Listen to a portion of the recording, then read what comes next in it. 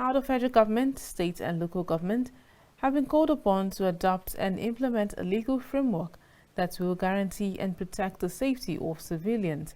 The Center for Civilians in Conflict, in collaboration with the CISLAC at the opening ceremony of the Protection of Civilians Champion Workshop, noted that civilians in conflict states suffer a variety of complex violent conflicts.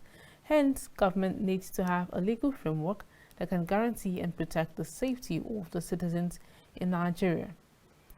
Nigeria is plagued by various kinds of violent conflicts.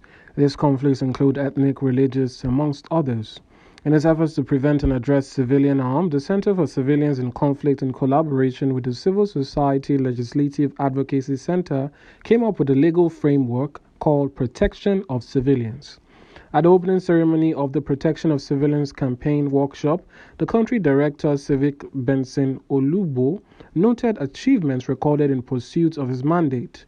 He, however, urged the federal government, state actors, and stakeholders to explore mechanisms that will not only promote the adoption of the POC policy and draft bill, but support its implementation and enforcement. Above and beyond this is the need for advocacy engagements, which we have engaged in, and the push for the adoption of protection of civilians policy and a bill that Civic has been working on with many of you in this room as its champions to continue to push for its adoption and passing into law. We believe that when this bill is adopted and when the policy is also adopted, Nigeria will be the first country in Africa with such a policy on civilian protection that seeks to further safeguard its citizens from harm. And the whole thing is that victims should play an important role when any decision is being taken that will affect their peace and tranquility. So that is actually why we are calling on the federal government, why we are calling on state governments, why we are calling on all Nigerians to support us in this quest to have this policy adopted, which will be the first in Africa. We believe and we want you to understand that Civic urges you to explore mechanisms that will not only promote the adoption of the protection of civilians policy and draft bill, but support its enforcement. The executive director, CISLAC, Awal Ibrahim, said that there must be clearer support for respecting international humanitarian law and needs by prioritizing civilian protection. He, however, urged government, state actors, and stakeholders to strengthen sanctions that bring perpetrators to account. Nigeria has been facing serious challenges in terms of civilian harm as a result of the insurgency, as a result of the violent conflicts going on in the country. And we cannot, as a responsible nation, continue to allow our civilians dying in the name of incidental fire or incidental attack.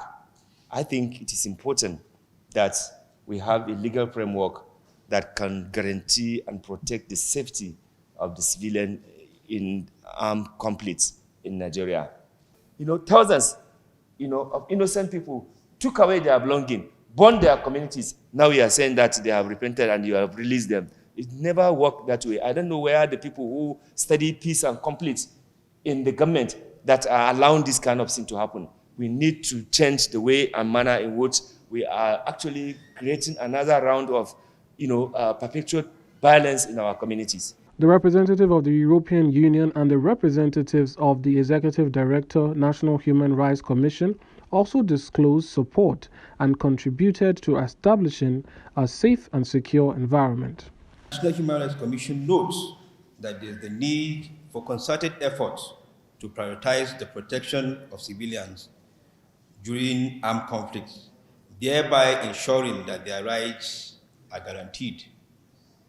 No doubt, protecting civilians who face severe protection risks during the ongoing internal security and counterinsurgency operations in Nigeria is a complex issue requiring a multidimensional response to address the various sources of vulnerabilities affecting the civilians. As a matter of fact, protection of civilians is an important aspect of the European Union's foreign and defense policy.